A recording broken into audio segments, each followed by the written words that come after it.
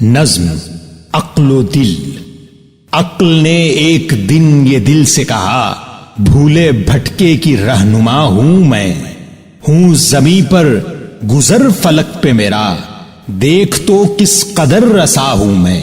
کام دنیا میں رہبری ہے میرا،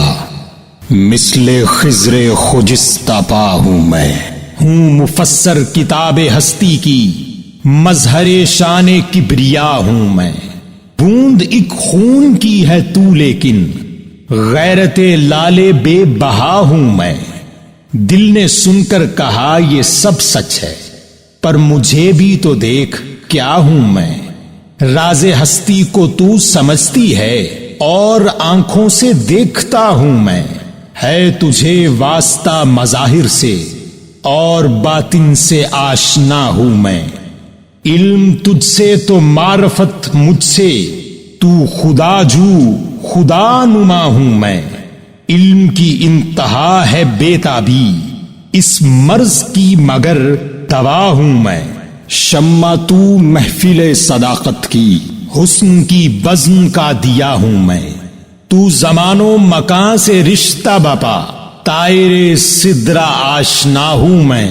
کس بلندی پہ ہے مقام میرا، عرش رب جلیل کا ہوں میں۔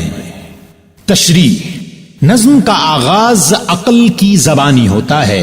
جو دل سے ایک دن یوں گویا ہوتی ہے کہ جہاں تک میری ذات کا تعلق ہے تو یہ جان لے کہ میں ان لوگوں کی رہنمائی کے فرائض سر انجام دیتی ہوں جو اپنے صحیح راستے سے بھٹک کر غلط راہ پہ چل پڑتے ہیں۔ بے شک میرا وجود زمین پر قائم ہے، اس کے باوجود میری پہنچ آسمان تک ہے کہ میں اپنی قوت استدلال کے سبب زمین پر رہتے ہوئے بھی آسمان کی وسعتوں اور ان کے عوامل سے پوری طرح آگاہ رہتی ہوں۔ اس دنیا میں میرا کام تو ان لوگوں کی صحیح رہبری کرنا ہے جو اپنی راہ سے بھٹک چکے ہیں۔ یوں میری حیثیت حضرت خضر علیہ السلام کی سی ہے، جن کے ذمے قدرت نے یہ لگایا ہے کہ اگر زندگی کو ایک صحیفہ تصور کر لیا جائے تو یہ جان لے کہ میں اس کی تفسیر کی اہلیت رکھتی ہوں۔ یہی نہیں بلکہ شان خداوندی کا اظہار بھی میرے دم سے ہی ہوتا ہے۔ تیری حیثیت تو اے دل بس اتنی ہی ہے کہ تو خون کی ایک بوند کی مانند ہے، جبکہ میرا وجود